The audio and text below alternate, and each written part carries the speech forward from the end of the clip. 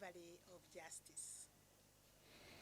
We, the members of the National Council on the Administration of Justice, convened for a high-level statutory and consultative meeting to strategize on upscaling measures to fight corruption, on how to enhance accountability to the public, and the seamless delivery of service to the people of Kenya. We have taken cognizance of the fact that we all collectively are bound to promote the constitutional values of accountability to the people of Kenya. We are also concerned that corruption persists as a complex national challenge and a sustainability threat, that corruption continues to compromise public institutions and to adversely impact on the service delivery and economic growth. Corruption also undermines accountability and erodes public confidence. We also appreciate that the justice sector plays a critical role in preventing, investigating, prosecuting, and adjudicating corruption cases. We also acknowledge that a large body of work has already been done to develop some policies, legal and administrative reforms on the fight against corruption, and to ensure that there is accountability in each of the agencies. Reaffirming the justice sector's resolve and continued commitment to scaling up efforts to combat corruption and reverse adverse impacts on the society. Noting that despite the series of the critical interventions undertaken to combat corruption, over time, the vice continues to evolve, hence the need for new approaches to address it. We therefore resolved to galvanize our collective efforts to provide strategic and focused leadership boldly and decisively in the fight against corruption.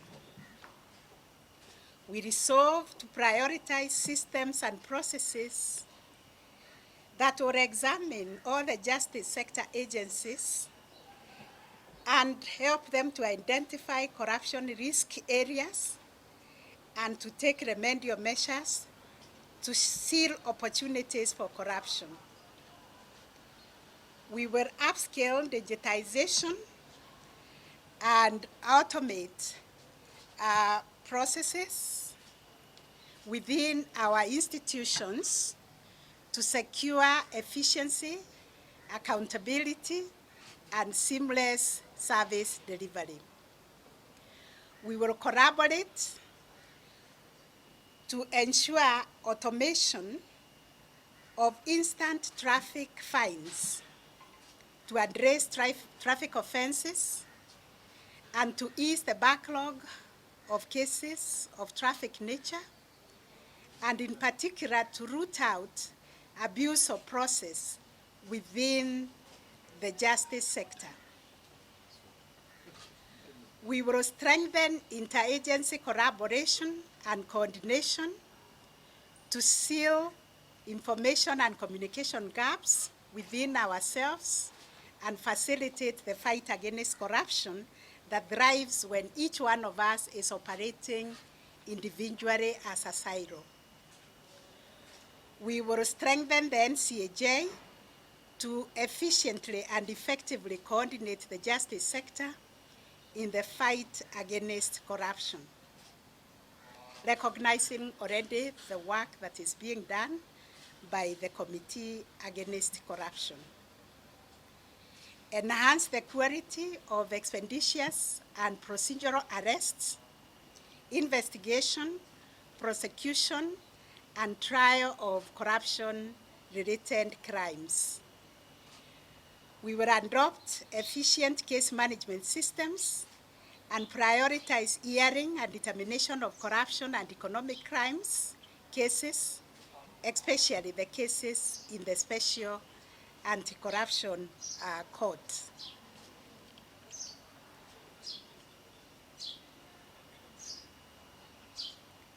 We will prioritize and mobilize adequate resource allocation in the justice sector to sustain the efforts to support the fight against corruption, ensure there is enhanced cooperation and efficient service delivery.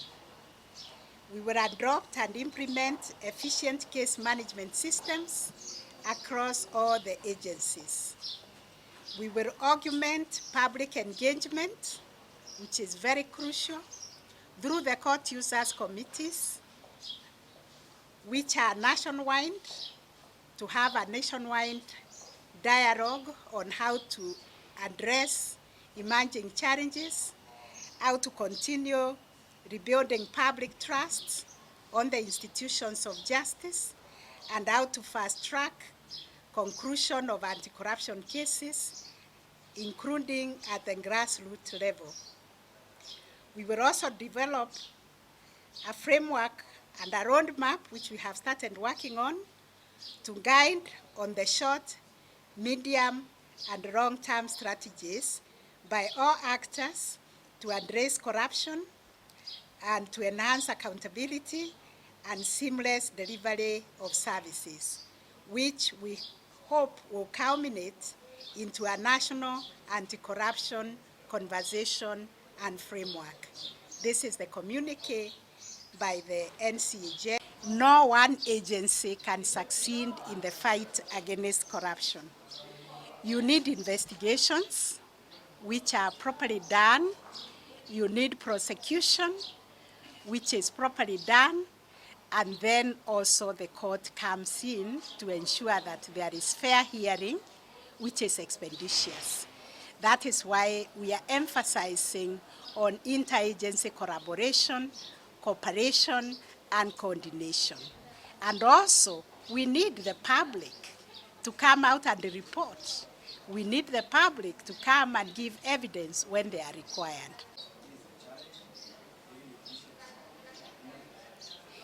Yes, thank you. We acknowledge there is a shortage of judges, but I believe there are shortages everywhere, including at the office of the Attorney General. We have shortage of state counsel. We have shortage of prosecutors.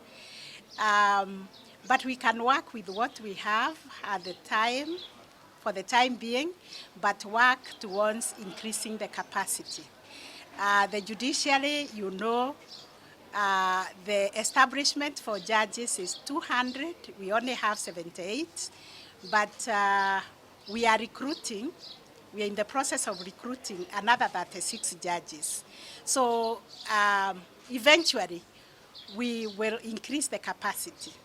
But even before we increase the capacity, we can do the very best we can do with what we have by leveraging on support and collaboration from each other, and the support also to use the multi-door approaches to access to justice, including pre-bargaining, court-annex mediation, AJS.